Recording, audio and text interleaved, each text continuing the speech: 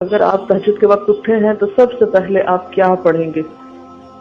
حضرت عائشہ رضی اللہ تعالی عنہا فرماتی ہیں کہ رسول اللہ صلی اللہ علیہ وسلم جب رات کو تہجد کے لیے اٹھتے تو یہ پڑھتے 10 بار اللہ اکبر، 10 بار الحمدللہ، 10 بار سبحان اللہ و بحمدہ، 10 بار سبحان الملک القدوس، 10 بار استغفر اللہ، 10 بار لا الہ الا اللہ، اور پھر 10 بار اللہم اعوذ بک من ضیق الدنیا و ضیق یوم القیامہ، میں تیری پناہ میں آتا ہوں دنیا کی تنگی سے اور قیامت کے دن کی تنگی سے۔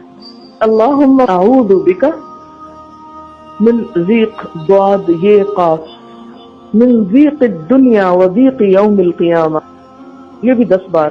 اور پھر فرماتے اللہم اغفر لی واہدنی وارزقنی وعافنی۔